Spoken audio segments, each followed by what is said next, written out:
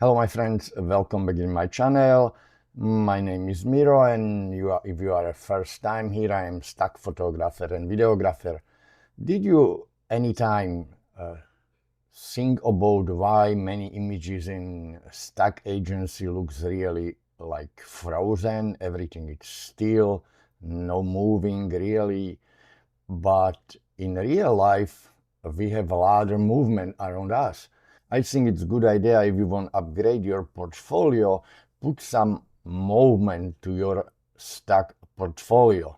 I'm talking about something what it's calling long exposure technique, and this long exposure technique, it's really pretty old, but I'm 100% sure still can work these days and can help you build a little bit better portfolio with different images inside. You will see how I use this technique in some of my images right here, and I will put the exposure time for you because maybe give you some better idea what I'm talking about. Why this will work? Because can bring more dynamic motion and energy to your images.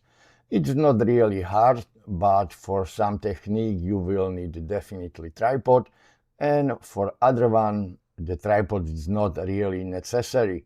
This will help give to your images a better commercial or editorial power, and it's definitely bigger chance you will sell better compared to your really still and frozen images.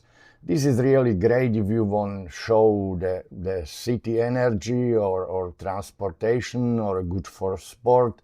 It's really many different things where you can use the images like that. You just have to look around. Can be easy office work, can be cooking, can be anything.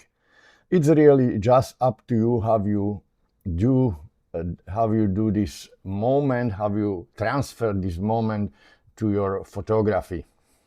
Really great. It start with something what is more stable. Put your camera on tripod and you can try long exposure. Long exposure, I mean, can be from 1/10 or up to few second, minutes, or sometimes even hour.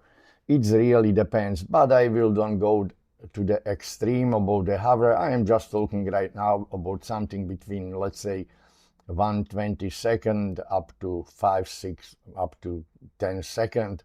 How you can see in my images, it's definitely bringing the different atmosphere and feeling to the images.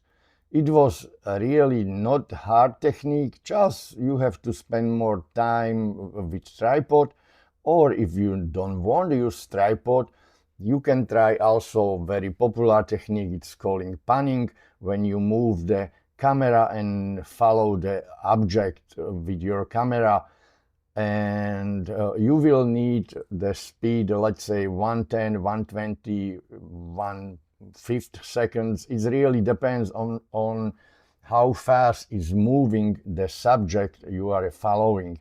This means if you shooting some car racing, it's different speed than if you shooting somebody running or it's going on the bike around you or car on the street.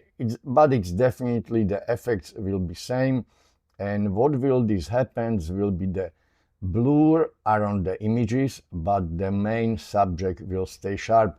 This is really great because, how I said, this will bring a lot of energy to your images, and it's definitely more eye-catching, not just for the friends, but also for your stock buyers in stock agency. I must told you, don't forget about the copy space, because like always it's really very important, and the copy space is great for the people who buy the images because give him the place for some text or for some information or logo. It's really can be many things Just remember, copy space is always important. Doesn't matter we talk about the blur images or we just talk about the really static images. If we are talking about this technique, just keep in your mind, keep it really simple. The concept's supposed to be simple and nothing really crazy. Always, how I said, people love the simplicity, and this will definitely good. This will be definitely good for you because you don't have to think too much about what you're shooting.